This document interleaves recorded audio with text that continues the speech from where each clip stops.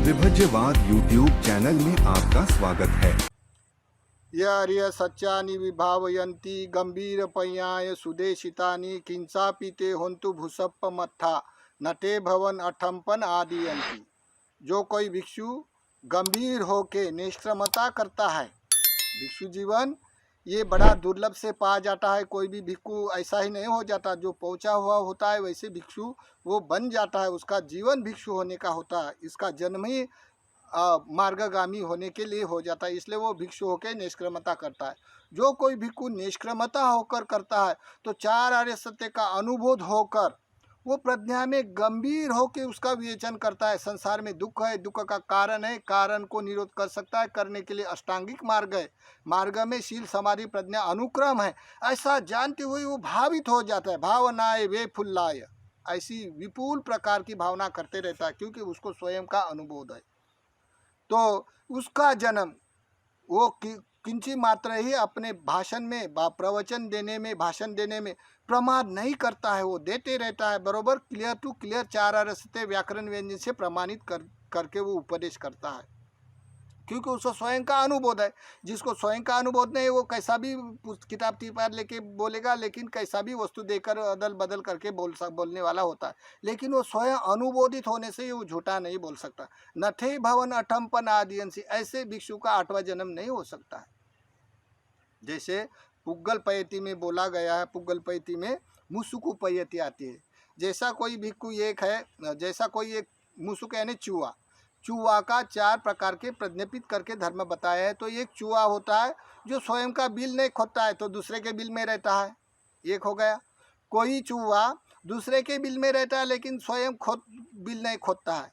तीसरा चूहा स्वयं के भी बिल नहीं खोदता है, न दूसरे के भी बिल में नहीं रहता, ऐसा रहता है। और चौथा चूहा स्वयं का बिल खोदता है और दूसरे को भी रहने देता है, स्वयं भी रहता है और दूसरे को भी रहने देता है। ऐसे 4 प्रकार के पुग्गल पयति में मुसुको पयति में आता है। वैसा ही भिक्षु जो कोई चार आर्य सत्य का अनुभूत नहीं करता है, चार आर्य सत्य का अनुभूत नहीं करता है, लेकिन दूसरे को बताते रहता है, किताब पढ़ कर या दूसरे बोले हुए रटा हुआ बोलता है, लेकिन स्वयं वो चार आर्य सत्य का विचयन करने में असमर्थ होता है। उसका परियति पटिपति शासन परिपूर्ण नहीं होता, लेकिन भिक्षु होने से ऐसा चार आर्य सत्य में बताने में समझाने में गड़बड़ हो जाता है।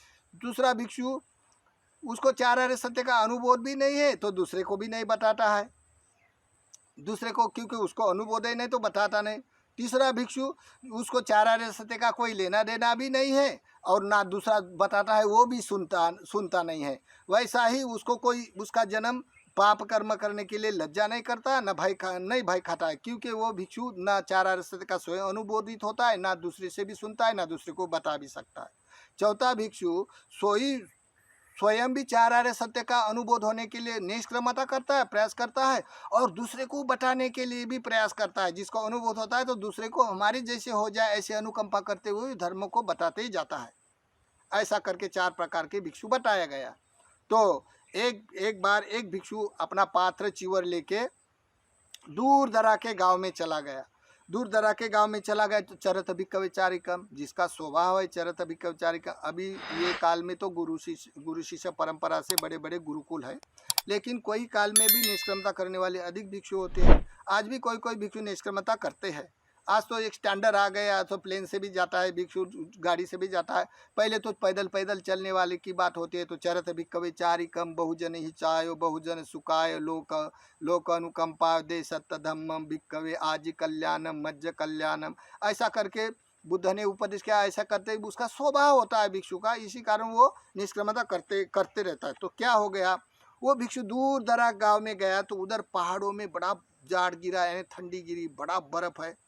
क्या करता है, बर्फ है तो वो ढूंढता है मुझे किसी के सहारे रहना है, तो कोई अपना स्थान ढूंढता है। तो वहां से पूछते पूछते एक बुद्ध विहार दिखता है, वहां पे भिक्षु रहता है।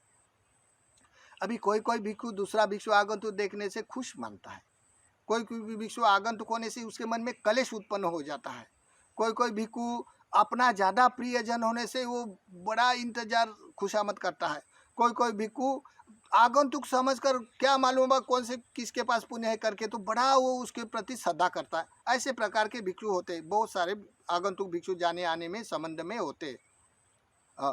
तो फिर क्या हो गया, वो भिक्षु वो विहार में गया तो ताला लगा था, पहले गेट लगा था, गेट खोलकर वो अंदर बरामदे में जाके बैठा। इतने में जो स्थानीय भिक्षु था अंदर नीचे बैठा था, उसका पूजा करने का टाइम हो गया, तो वो पूजा करने के लिए बाहर आ गया। वैसा बाहर आने से उसको देखा, देखने के बाद बोलता है, तू कहाँ से आया?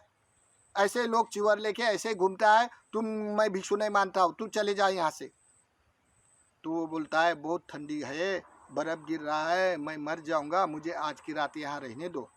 नहीं नहीं, यहाँ नहीं रहना है, क्योंकि उसका स्थान है ना, अपने उसको पली बोध होता है। इसलिए बुद्ध शासन में अकेले भिक्षु को विहार बनना मना है, या अन्य वस्तु संग्रह करना मना है। लेकिन काल के मुताबिक ये सब चलता है, ये विनय लोग अभी पालन नहीं करता है बहुत सारा लोग, इसी कारण लोगों में ऐसा हो जाता है। लेकिन विनय ऐसा बोलता है, तो वो जो स्थानीय भिक्षु पलिबोध होने से अपनी वस्तु को अपनी मानता है, और अपने वाले सभी वस्तु को अपना मानते हुए वो पोलिबोध होता है, तो वो चार आर्य सत्य तो अनुबोधित नहीं कर सकता है। तो वो स्थानीय भिक्षु बोलता है, नहीं नहीं रहना नहीं, तो वो हाथ जोड़ता है, मुझे आज की रात रहने दो। तो बोलता है, ठीक ठीक, बरामदे में रहो। तो वो बरामदे में सो गया। उसने अपना पूजा भावना किया, अंदर जाके थोड़ा पठन पाठन किया और अपने अंदर विहार में सो गया। सोने के बाद क्या हो गया, वो बहुत रात को तीसरे प्रहर में बड़ा ठंडी गिरा। ठंडी गिरने के बाद दीपक जल ही रहा था। बाहर लकड़े के काष्ठ की मूर्तियाँ थी, लकड़े के पत्थर की नहीं थी, लकड़े की मूर्तियाँ थी 2-3। तो उसने 3 मूर्तियाँ थी, तो उनमें से एक मूर्ति लाई और अपने पत्थर से तोड़ने के बाद वो दीपक से जलाया। जलने के बाद वो अपना ठंडी का सहारा करके उसने जलन जलाई लकड़े की और सेक रहा, गंभीर होके सेक रहा।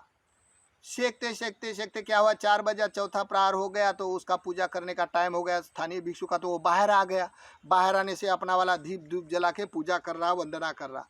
करते करते उसका ख्याल हो गया, अरे 3 मूर्तियाँ थी तो दो ही मूर्तियाँ दिखती, कहाँ गया? तो उसका संदेह होना संभव है।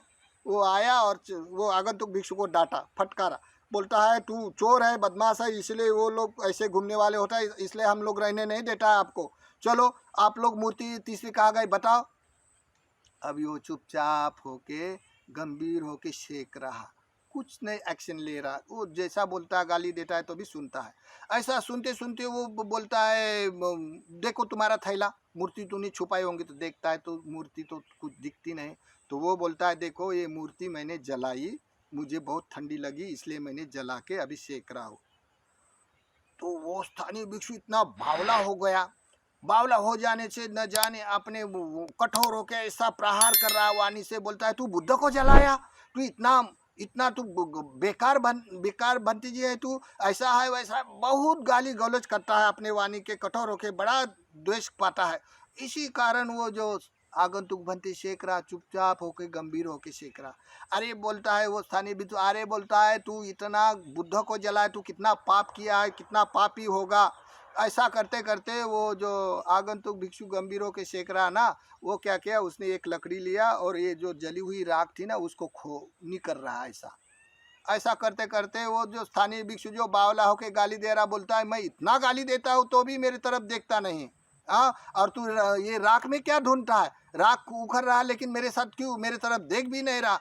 ऐसा बोलते हुए वो जो आगंतुक भिक्षु बोलता है, आप बोलते हैं ना क्या बुद्ध को जलाया, तो मैं ढूंढ रहा हूँ ये राख के अंदर बुद्ध की कोई हस्ती मिलेंगी तो मैं अपने उधर ले जाके चैत्य बनवाऊंगा। हाँ, ऐसा बोलते वक्त जो स्थानीय भिक्षु उसकी वाली हवा निकल गई, गंभीर हो गया। बोलता है, तूने तो मूर्ति जलाई, बुद्ध को नहीं जलाया। तो आगंतुक भंते बोलता, मैं वही तो बोलता हूँ, क्या मैंने मूर्ति को जलाया, बुद्ध को नहीं जलाया? तो बुद्ध क्या होता है? तब उन्होंने अपना वाला धम्म प्रकाशित किया। बोलता है, ये मूर्ति प्राथमिक व्यवस्था है, ये मूर्ति सामाजिक व्यवस्था में उद्देश्य करके पूजा जाता है। लेकिन भिक्षु को ये मूर्ति पूजा करने के लिए, भावना करने के लिए ठीक है, लेकिन अगर मूर्ति के अंदर पकड़ के रहेगा तो सत्काय, दृष्टि, विचिकित्सा और सिल्वर परमा तीनों धर्म पकड़ के रहेगा तो वो पार नहीं जाएगा। तो क्या करना पड़ता? तो 4 आर्य सत्य को अपने में अनुबोध होकर गंभीर होकर स्थायी संधि बनाने के लिए प्रयास करना पड़ता। तो वो स्थानीय भिक्षु बोलता है, अभी देखो लाचार हो गया, उसके सामने हाथ जोड़ के अपने गुरु बांध कर बैठ गया। बोलता है बताओ कैसा बनना पड़ता। अरे जब खाता है, पीता है, सोता है तो तुम जागरूक नहीं रहता है। तो बोलते हैं कैसा जागरूक रहना। देखो आँख है तो आँख के लिए आलम्बन है रूप का, जीवा है तो रस का आलम्बन है, नाक है तो गंध का आलम्बन है, कान है तो सुनने का शब्द का आलम्बन है, शरीर तो स्पर्श का आलम्बन है। इसके दो के बीच में रहना है। ज़्यादा खाना टेस्टी मांगता है जी तो उसको प्रति लोभ होता है, अगर सब्जी नहीं चाहिए तो द्वेष होता है। उसके बीच में रहते हुए उपेक्षा से खाना पड़ता है। रूप ज़्यादा सुंदर रूप मांगता है तो खुश हो जाता है, साफ दिखता है तो द्वेष आ जाता है। तो इसके दोनों में उपेक्षा भाव से रहने से सेवन करना है। क्योंकि यावती परिवर्तन द्वादशाकारं यथाभूतं ज्ञान दर्शनं सुविशुद्धं अहोसी। ये 3 प्रकार के जो वट्ट डुक्र बोला गया, जहाँ पर से होता है वो स्थायी संधि नहीं बनाता है, संधि बना के डाटा बनाता है और जन्म होता है दुख का। दुख होने से रोग होना दुख है, मरण दुख है, अपयश आना दुख है, प्रिय वस्तु बिछड़ना दुख है, अप्रिय वस्तु मिलना दुख है। ये दुख को दूर करने के लिए तो भिक्खु बनता है। ये जाति जरा मरण का जो दुख है, इसी कारण भय खाते हुए वो भिक्खु चार आर्य सत्य को खोजने के लिए वो भिक्षु हो जाता है। ऐसा बोलते बोलते उसको स्थानीय भिक्षु को उपदेश करते करते धम्म सवेग हुआ।